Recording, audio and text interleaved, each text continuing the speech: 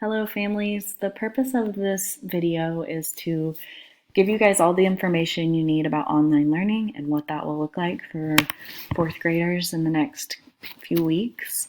So this is for the next couple weeks. After that, it could change, but I will certainly send out information in another video cast telling you what that will look like. So I first and foremost just want to wish everyone well, and I want you to know that you guys have been in my heart, and I've been thinking about all of you, each and every one of you and your families.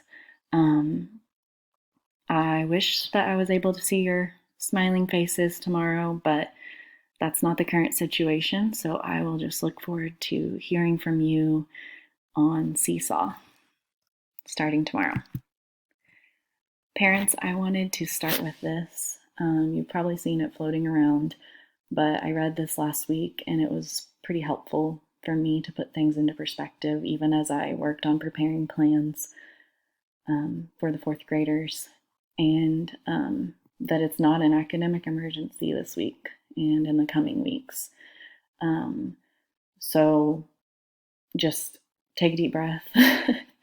I know that it can be a challenge. I have a daughter that's in third grade, and I'm just really anticipating what it might look like for her to learn at home because, as you know, it can be a challenge. And so I just want to reiterate that it's okay to take a break, or to ask your child to just take a break if it's getting hard.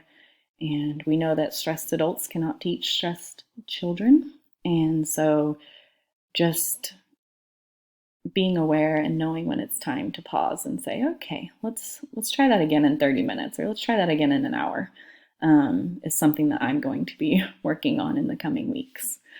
And also, I wanted to make this as easy for the students as possible and as easy for you as possible, and then me as well. So this is kind of why I have structured it in this way, and I'm hoping that you'll find this simple and easy to use. So first, a few things that your child will need. They'll need a device, and they can use their school device or an alternate device. They will need internet access. They will need a quiet place to work or some headphones, and then a block of time or multiple blocks of time to complete their online learning. I think structure and routine is still really important. So I'm sure you've seen some of the homeschooling schedules flying around. I'm not saying that we need to get to that extent, although if you want to, that's great. But I know for my daughter, at least, we're going to have those like online learning times mapped out just so she knows what to expect. And I'm going to have a place for her that she knows that this is where she does her learning, so that it's not, invading other spaces, and it's not a question. It's like, that's where you go to do your work, and this is the times that you'll do your work, because we know that kids thrive off of structure and routine.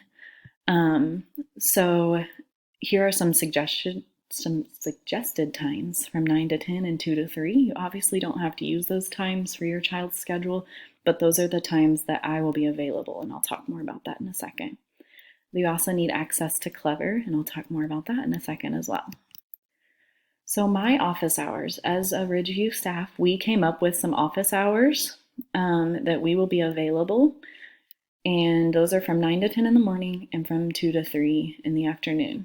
We will certainly be available through email, Seesaw, and ClassTag throughout the day, but during these times we will be sitting at our computers just waiting to interact with students. So that's why I said it would be a good chunk of time, because I will be able to respond to questions through Seesaw very quickly.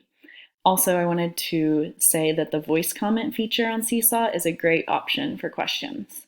So they can actually record their voice, record themselves asking a question, and I can respond through a voice comment too. So first things first, what is Clever? Clever is basically a platform that allows the students to access all programs that we use in our district, and it automatically logs them in. So they don't have to worry about passwords and all that. So this is new. So kiddos, if you're watching, I created this little page and it's called the Cacti Crew, and it should have everything that you need for online learning in the coming weeks. So if you click on that, then you should be able to get to all of your stuff quickly. Okay, so we are following the district's plan for online learning. I'm sure you saw this come out last week. So students will be doing exactly that. None of that is changing. It's all that. But we are going to track and capture our learning through the Seesaw app. And your students should be able to go to Clever and to get logged into Seesaw through that. And, if you do not have access to Clever at this time as a parent, just shoot me an email or a message on ClassTag and I can get you set up on that, because you'll be able to see your child's learning through your app. Now, obviously, you could just look at their computer and see it too.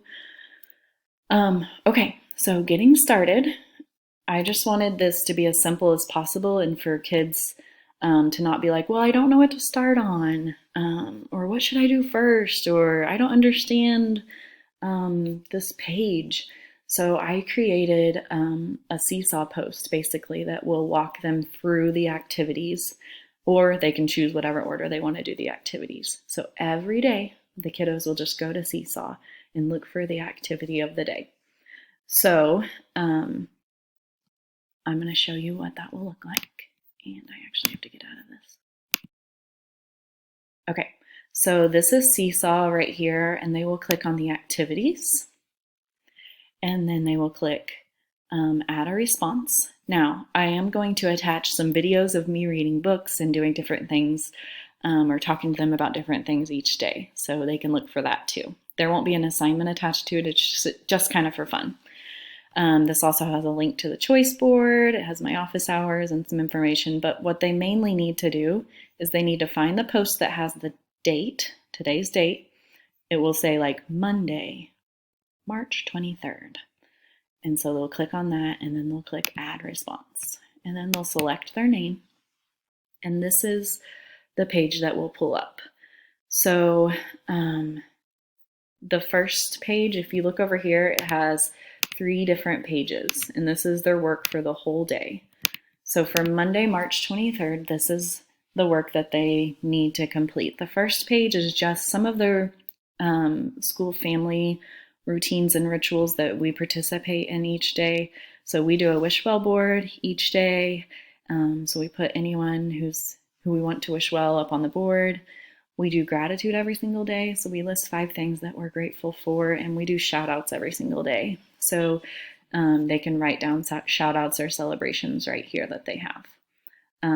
And then the my mood and an emoji is just kind of a fun part. Once they're done with that, they will go to this page. And it will have the date, and it has the 4 things that they need to complete today. Now, this is taken from the Liberty choice board. So once they complete their iReady lesson, iReady reading, and they can go right here to Clever and click on that to get to it. Once they complete their iReady reading lesson, those usually take about 30 minutes, just so you know.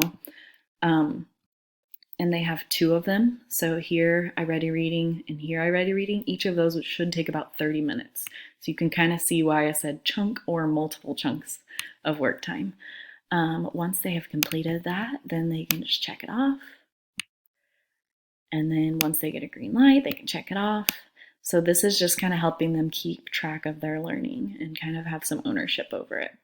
Now, the only thing on Monday, Wednesday, and Friday that's not an online learning program is the Brain Popper Mystery Science video. And actually, they'll do this every single day. So they have a choice. They can go to Brain Pop or Mystery Science, and I have both of those here on Clever. So they'll need to have that tab open. Oops.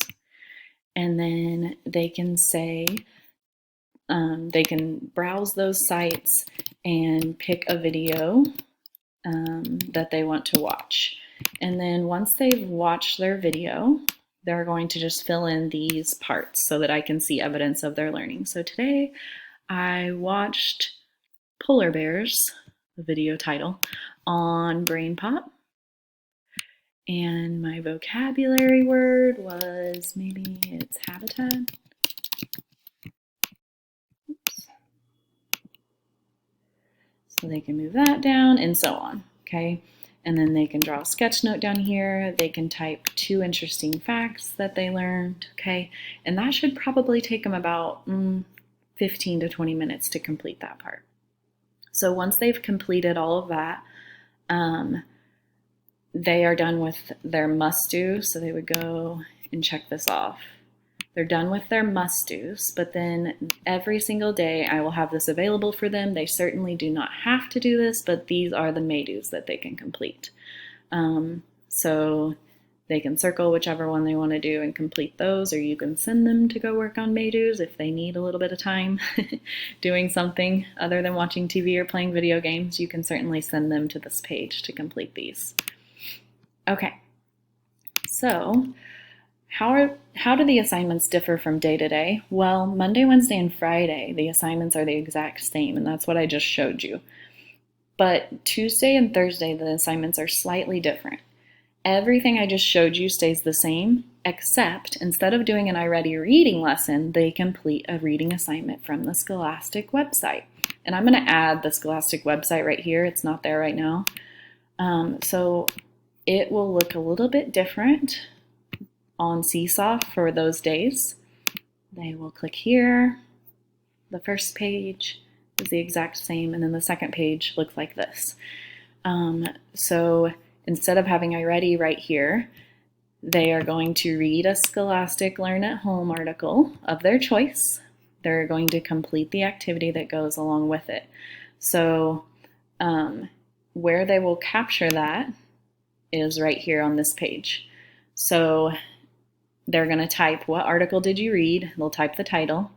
How many stars would you give this article? So then they can color in the amount of stars they would give it out of 5. And then they can come here and they can type why they gave it that amount of stars.